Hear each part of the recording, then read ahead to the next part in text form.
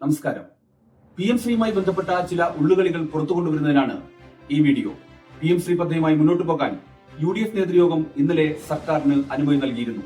PM Shri പദ്ധതിയിൽ MOU നിലവിലുണ്ടെന്നും അതിൽ നിന്നും പിന്മാറാൻ കഴിയുകയില്ല എന്നുമുള്ള വാദമാണ് മുഖ്യമന്ത്രി VD സതീശനും വിദ്യാഭ്യാസ മന്ത്രി N ഷംസുദ്ദീനുമൊക്കെ ഉയർത്തുന്നത്. ഈ വാദം അംഗീകരിച്ചുകൊണ്ടാണ് പദ്ധതിയുമായി മുന്നോട്ട് പോകാൻ UDF നേതൃയോഗം സർക്കാരിന് അനുമതി നൽകിയത്. മുഖ്യമന്ത്രി VD സതീശനും വിദ്യാഭ്യാസ മന്ത്രി N ഷംസുദ്ദീനുമാകും തുടർ നടപടികൾ സ്വീകരിക്കുക. എന്നാൽ കേരളത്തിന്റെ മുഖ്യമന്ത്രിയും വിദ്യാഭ്യാസ മന്ത്രിയുമെല്ലാം കേരളത്തിലെ ജനങ്ങളെ തെറ്റിദ്ധരിപ്പിക്കുകയാണോ ചെയ്യുന്നത്? അവർ പറയുന്നതിൽ കാര്യമുണ്ടോ? കേരള സർക്കാരിന്റെ വാദങ്ങൾ പലതും തെറ്റാണ് എന്ന് തെളിയിക്കാനുള്ള രേഖ ഡാറ്റാമൈൻ 360 പുറത്തുവിടുകയാണ്. PM ശ്രീ പദ്ധതിയിൽ നിന്നും പിന്മാറിയാൽ കാര്യമായി ഒന്നും സംഭവിക്കാനില്ല എന്ന് കേന്ദ്രം തന്നെ വ്യക്തമാക്കുന്ന രേഖയാണ് പുറത്തുവിടുന്നത്. 29/7/2026 കേന്ദ്ര വിദ്യാഭ്യാസ മന്ത്രി പാർലമെന്റിൽ തന്നെ തങ്ങളുടെ നയം വ്യക്തമാക്കിയിട്ടുണ്ട്. ഏറ്റവും രസകരമായ കാര്യം, പാർലമെന്റിൽ ഈ ചോദ്യം ചോദിച്ചത് ലീഗ് MP PV അബ്ദുൽ വഹാബാണ്. ചോദ്യത്തിന്റെ ഈ പാർട്ട് ഇങ്ങനെ: the consequences including financial implications for states that do not join or withdraw from the scheme. F part ഇങ്ങനെ കൂടി: and the consequences if any 4 states which withdraw from the PM Shri scheme, including the impact on central assistance for school education. അതിന്റെ ഉത്തരം ഈ പാർട്ടിനും F പാർട്ടിനും ഒന്നിച്ചാണ് ഉത്തരം നൽകിയിരിക്കുന്നത്.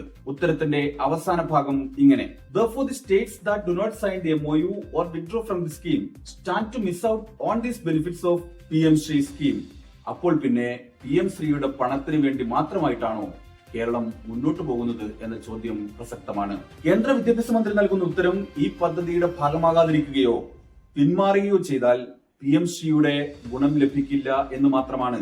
അതായത് PM Shri പദ്ധതിയിൽ നിന്നും പിന്മാറിയാൽ സംസ്ഥാനത്തിന് PM ശ്രീയുടെ ഭാഗമായി ലഭിക്കുന്ന ഫണ്ട് മാത്രമാണ് നഷ്ടമാവുക എന്ന് കേന്ദ്രം ഉറപ്പു നൽകിയിരിക്കുന്നു. ഇതുവരെ മുഖ്യമന്ത്രി VD സതീശനും വിദ്യാഭ്യാസ മന്ത്രി N ഷംസുദ്ദീനും ഒക്കെ പറഞ്ഞത് തെറ്റായിരുന്നു എന്ന് വ്യക്തം. PM ശ്രീയിലെ ഫണ്ട് ലഭിക്കുവാൻ വേണ്ടി മാത്രമാണ് ഇപ്പോഴത്തെ സർക്കാർ ഈ കരാറുമായി മുന്നോട്ട് പോകുന്നത് എന്നാണ് ഇതിൽ നിന്നും മനസ്സിലാക്കേണ്ടത്. അപ്പോൾ പിന്നെ PM ശ്രീയെ ഇത്ര കാലവും UDF എതിർത്തത് എന്തിനു വേണ്ടിയായിരുന്നു? കഴിഞ്ഞ സർക്കാരിന്റെ ഭരണകാലത്ത് PM ശ്രീ പദ്ധതി വഴി RSSുമായുള്ള അജണ്ട LDF നടപ്പാക്കുന്നു എന്നായിരുന്നു അന്നത്തെ പ്രതിപക്ഷ നേതാവ്, ഇന്നത്തെ മുഖ്യമന്ത്രി VD സതീശൻ ആരോപിച്ചിരുന്നത്. PM ശ്രീ പദ്ധതി അറബിക്കടലിൽ തള്ളുമെന്ന് ഇന്നത്തെ ഒരു മന്ത്രി അന്ന് പ്രസംഗിക്കുകയും ചെയ്തിട്ടുണ്ട്. അപ്പോൾ പിന്നെ ഈ എതിർപ്പും ഈ പ്രസംഗവും ഒക്കെ എന്തിനു വേണ്ടിയായിരുന്നു? അല്ലെങ്കിൽ CPM നേതാക്കൾ ആരോപിക്കും പോലെ കേന്ദ്ര സർക്കാരുമായും RSSുമായുമുള്ള ധാരണ പ്രകാരമാണോ ഈ കരാറുമായി മുന്നോട്ട് പോകുന്നത്?